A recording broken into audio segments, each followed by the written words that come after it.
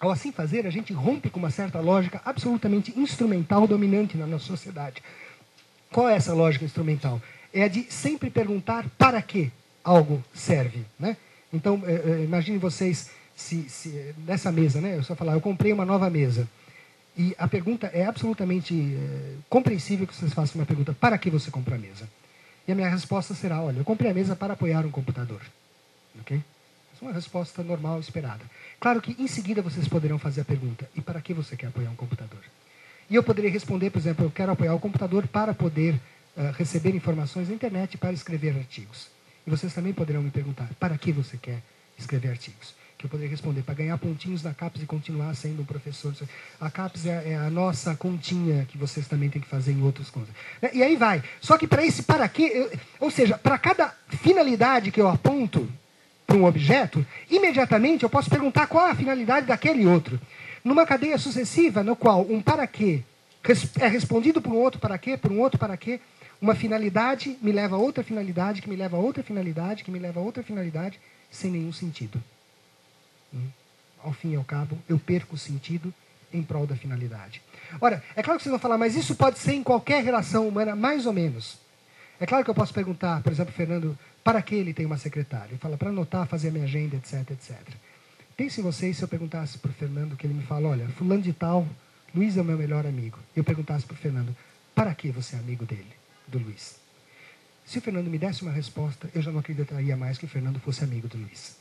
Se ele falasse, eu sou amigo do Luiz, para que o Luiz me empreste o seu carro, eu digo, então, Fernando, o Luiz é uma locadora idiota, não é um amigo. Porque se eu estabeleço previamente a função do amigo, eu destruí a amizade como uma experiência humana. É claro que um amigo empresta carro quando a gente precisa. Né? Isso faz parte de ser amigo. Mas eu não estabeleço isto como uma finalidade ou razão de ser. Certo? Ao ponto que eu poderia dizer, não há um para quê ser amigo. A gente não é amigo para nada. Só de falar, mas e daí? Isso significa que a amizade não tem finalidade? Não, não tem finalidade, mas pode ter sentido. A grande pergunta, portanto, para uma prática que tem sentido, uma prática social que tem sentido, não é para quê, mas em nome do quê. Assim pode ser, eu acho que o exemplo mais simples que eu dou disso, e que todos aqueles que são pais e mães aqui sabem, é, imaginem vocês a pergunta, para que ter filhos? Mas não há qualquer resposta insatisfatória. Antigamente a gente podia falar, eu tenho filhos para que eles cuidem de mim na velhice. Não, não. Quando você tiver velhinho, ainda mais a gente que é funcionário público, a gente vai ter que financiar a juventude desses meninos. Não tem jeito, né? Então, para quê? Eles entram na nossa vida, a gente não dorme porque os caras choram a madrugada inteira, gasta muita grana porque tem fralda, né? Entra no meio da vida do casal, perturba toda a tua vida. Para quê? Não tem uma resposta. Não obstante, se vocês perguntaram em nome de quê tem sentido a experiência da paternidade ou da maternidade, claro que a maior parte de vocês fala assim, pode ter profundo sentido a despeito de não ter necessariamente nenhuma finalidade. Né? Ou seja, parece-me que é assim que a escola transforma a experiência cultural em um bem comum e público. De uma forma em que ela nega essa ideia de uma finalidade e estabelece, ao contrário, um espaço e um tempo livre, liberado. Não só liberado no sentido de que eu não preciso estar produzindo o meu arroz com feijão para sobreviver, né? Eu tenho um tempo em que eu posso me formar, como liberado de que nem tudo aquilo que se passa na escola terá que ter uma aplicação prévia e imediata vislumbrada. Eu estou livre para fazer da poesia o que eu quiser. Eu posso virar um poeta, mas 99,999% dos nossos alunos não serão poetas. E ainda assim, a poesia pode ter profundo sentido na vida deles. Eu posso virar um jogador de futebol ou de voleibol profissional, mas 99,999% dos nossos alunos não serão jogadores, não serão atletas. E ainda assim, eles estão liberados do vôlei e tirados dessa experiência qualquer coisa que eles queiram. Sem que nós determinemos de antemão, sem que nós fabriquemos o futuro daquele menino. Ele está simplesmente liberado para poder fruir de um bem cultural. Eu volto, no caso do voleibol, é óbvio. Um bem cultural que até então era restrito a uma elite que podia frequentar clubes privados e que foi a escolarização que transformou num bem cultural e público. Todas as crianças hoje sabem jogar vôlei, ou pelo menos entendem o que está acontecendo ali, são capazes de apreciar um jogo de vôlei. Né? Portanto, tornou-se uma prática que era seletiva de uma elite, torna-se uma prática comum e pública. E olha, qual é o sentido disso, portanto? Se ele não é a aplicação imediata à sobrevivência, qual é o sentido e o significado que isso pode ter? é simplesmente pelo fato de que a gente crê que essas experiências, aprender voleibol, marcenaria, filosofia, poesia, podem ser experiências simbólicas que têm um caráter formativo. Eu sei que essa altura você estava falando, mas você começou falando que não é aprendizagem, agora vem com a história da formação. Sim, meus queridos, porque formação e aprendizagem não coincidem. A gente frequentemente faz uma associação imediata entre o que é formativo e o que é aprendizagem. Ora, e por que a gente faz? Por um lado, há uma boa razão para isso, porque não há nenhuma formação que dispense aprendizagem. Ou seja, todo processo formativo inclui necessariamente aprendizagem. Não há formação sem que aprendamos. Não obstante, é possível aprender sem se formar. O que significa é possível aprender sem se formar? Uma aprendizagem e uma experiência só é formativa a partir do momento em que aquilo que nós aprendemos nos transforma profundamente como sujeito. Isso sim faz uma aprendizagem ser uma aprendizagem formativa. Há uma série de coisas que a gente aprende que não nos transforma como sujeito. É, portanto, uma outra ordem de experiência na qual você sai de lá alguém novo e alguém imprevisível, porque a gente nunca sabe qual será o efeito de uma aprendizagem, o efeito formativo de uma aprendizagem. Quem pode com clareza dizer qual será o impacto na vida do menino de aprender voleibol, ou de ler Machado de Assis, ou de ler uma poesia do Drummond? Nós somos absolutamente incapazes de fazer isto. E isso é maravilhoso que nós assim sejamos, porque isso garante um espaço de liberdade para aquele que é formado. Né? Que nós não temos controle. Eu sei que a gente adora essas palavras, garantir, no discurso pedagógico. Mas de verdade a gente não garante. Como nós bem o sabemos pela nossa experiência como pai e como professores, que é da ordem do imprevisível aquilo que se passa. A minha última questão é como que esse espaço do escolé, né, da formação, pode ter um impacto, pode ser uma experiência, como experiência escolar pode ser formativa no que diz respeito à formação ética. Eu não posso separar a ideia da ética como uma responsabilidade individual, um diálogo de uma consciência consigo mesmo, da ética como condições de vida política. Porque nós não podemos viver bem se tudo ao nosso redor está mal. Assim como vocês não poderão ter segurança, nem que vocês tenham 4 sujeitos armados na porta da sua casa, certo? Vivendo num país como o nosso, em que a criminalidade graça. Não dá. Você percebe assim? A vida boa pressupõe que nós vivamos um viver juntos com mínimas condições boas. Né? Então, essa discussão, portanto, de como que essa experiência de escolé pode ou não ter um impacto na vida pública, ela é absolutamente recorrente entre os gregos. Ela aparece, por exemplo, em peças teatrais, de Sófocles, em tragédias, em comédias, como a do Aristófanes, que era um cara que não acreditava que a escolé pudesse ter impacto na formação de uma virtude moral. Ele falava, isto a gente nasce com ela. Uma ideia disseminada entre nós professores. Né? Quando a gente fala filho de peixe, peixinho a gente crê que as características éticas do sujeito são herdadas tal como a cor dos olhos ou o jeito do seu cabelo. Ora, quando isso coloca-se em xeque com a própria emergência da escolé, que se propõe a formar, a pergunta séria é, tudo bem, podemos formar no que diz respeito às virtudes morais, por exemplo, eu ensino alguém a ser solidário, honesto, corajoso ou não? E esse debate toma uma forma muito intensa na Grécia. Ele aparece, por exemplo, com muita frequência nos diálogos de Platão, e com muita frequência nesses diálogos, Sócrates é o cara que, em geral, fala assim, então, eu não sei, eu acho que não pode. Né? Ele toma uma posição que, em princípio, nos dá a impressão de que ele seria partidário dessa visão aristocrática, no qual a experiência escolar ou a experiência de formação não poderia ensinar. Né? Para tentar entender por que essa posição dele é cética. Não me parece que ele é cético simplesmente porque ele creia que um professor ou uma experiência formativa não possa constituir o caráter de alguém. Mas é porque ele se dá conta da enorme complexidade que é esse tema. Como que uma experiência escolar pode, uma experiência formativa pode constituir-nos como ser moral. Mas em determinado momento desse julgamento, Sócrates diz o seguinte, né? Porque está sendo acusado de corromper a juventude, né? Moralmente, inclusive. E ele diz, Calhas, que é um dos seus acusadores, se teus filhos fossem potros ou garrotes, saberíamos a quem ajustar como treinador para lhes aprimorar as qualidades adequadas. Seria um adestrador de cavalos ou um lavrador. Como, porém, eles são homens, quem pensas em tomar como treinador? Quem é mestre nas qualidades de homem e de cidadão? Veja aqui a pergunta dele, né?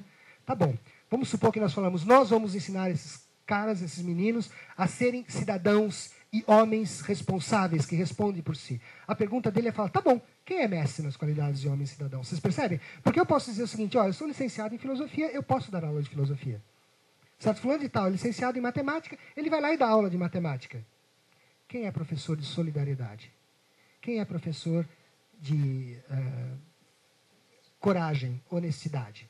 Quem é licenciado? Vocês percebem? Falar assim, então eu vou ter um licenciado em ética. E o licenciado, o professor titular de ética da Universidade de São Paulo, é mais ético do que um analfabeto? Você percebe onde ele está batendo forte ali, né? Suponho que pensasse nisso por teres filhos. Existe ou não? Eu falei, existe sim. Quem é, de onde é, quanto cobra? E a resposta ingênua do Calhas, né? Eveno Sócrates, de Paros, respondeu ele, por 5 minas, que é uma grana considerável. Sócrates então responde com aquela ironia mordaz. Fiquei então com inveja desse Eveno, se é que é senhor dessa arte, formar um homem, um cidadão, eticamente, e a leciona a tão bom preço. Está barato. Está barato. Se ele faz isso, pode cobrar 5 minas que está barato. Ora, o que me parece é que Sócrates não quer aqui dizer, olha, é impossível. Mas ele quer chamar a atenção de que é outra natureza de trabalho. Que faz sentido eu ter na matemática, no final do Fundamental 1, matemática, português e ciências. Mas talvez não faça sentido que a aula seguinte seja honestidade. Agora, a melhor resposta dada a ele virá do seu adversário, né? O Protágoras, entra, quando ele fala, então, Sócrates, o problema é o seguinte, né, diz ele, desde que a criança compreende o que lhe diz, a ama, o preceptor e o próprio pai conjugam esforços para que o menino se desenvolva da maneira possível. Vocês percebem esse verbinho aqui, né? Significa que a formação moral, a formação ética de um menino é uma tarefa a ser coletivamente responsabilizada, ou seja, nós coletivamente responsáveis pela formação. Não existe uma única instância que nos forma do ponto de vista ético. Isso vale para a escola e fora da escola. Fora da escola significa que a formação ética desse menino se deve também à televisão, à religião, aos seus amigos, aos seus pares. E dentro da escola, significa que ela é uma tarefa compartilhada por cada um de nós. Professor, merendeira, porteiro, né, pela instituição escolar como um todo. Né? E ele fala, toda palavra, todo ato lhes enseja ensinar o que é justo, o que é honesto, o que é vergonhoso, o que pode e não pode ser feito. Depois o envio para a escola e recomenda aos professores que cuide com mais rigor dos costumes, né, do ethos, em grego, daí vem a palavra ética, costume, né, os hábitos, do que do aprendizado das letras e das cítaras. Né? O que ele está se dando conta é o seguinte, para todos nós, uma falha muito mais grave do que não saber usar a crase é construir pessoas que não têm apreço pela vida. Olha, e fecho aqui com essa frase do Aristóteles, né, que vai falar, olha, a virtude, portanto, a formação moral, se a gente pudesse fazer, recebe do ensino a geração e o desenvolvimento. Ou seja, ninguém é imoral, moral, pela sua natureza. Né? É pelo ensino né, que ela se desenvolve em alguém. Fala, por isso necessita de experiência e tempo. Por que de experiência e tempo? Né? Uma das peculiaridades da formação moral é que ela difere completamente. Né? Quer dizer, eu posso ensinar um sujeito a ter caráter? Sim. Mas ensinar a ter caráter não é que nem ensinar uma informação. Informação é assim, eu falo, olha, eu falei de Sócrates. Né? Um grande discípulo de Sócrates foi Platão. E Aristóteles foi discípulo do Platão. Se vocês não sabiam, aprenderam. A informação é uma transmissão imediata. Eu digo, vocês aprendem. Pode esquecer amanhã, mas a transmissão é imediata. Todos aqueles aqui sabem, que estão aqui, sabem que assim não é com uma capacidade, como ler e escrever. Ler e escrever leva muito tempo. Você precisa treinar, corrigir, fazer, treinar, corrigir, treinar. Né? Por quê? Porque ela é uma competência. Uma competência é muito mais do que a aplicação de informações. É uma prática. Então, por isso ela leva tempo. Né? Ela pode necessitar de informação, mas é mais do que informação. Ela precisa de competência, mas é muito mais do que competência. Por quê? Porque ela é um compromisso fundado em princípios. E isso leva um imenso tempo. Hein? A maior parte de nós não será capaz de ver o resultado dos nossos esforços formativos. Eles saberão que vocês foram importantes na vida deles 20, 30, 40 anos. Longe. Talvez vocês nem vivam mais. E se viverem, a chance de vocês reencontrarem é muito pequena. Certo? É algo que leva experiência, tempo. Por quê? Porque ele fala, nós conseguimos pela ação. Como nas outras artes, diz Aristóteles, o que é preciso primeiro aprender para fazê-lo, aprendemos fazendo. Tal como nos tornamos consultores construindo ou tocadores de cítara tocando, eu poderia dizer para vocês como a gente de fato se forma um professor dando aula. Pela arte prática. Não quer dizer que não possa ter uma formação inicial, mas o fato é que a gente aprende a ser bom professor dando aula bem. E assim, diz Aristóteles, né? Também, realizando ações justas, sábias ou fortes, é que nós nos tornamos seres justos e sábios e fortes. Ou seja, um ser justo é um ser que pratica a justiça ao longo da sua vida. E como é que a gente ensina, então, para Aristóteles alguém a ser justo?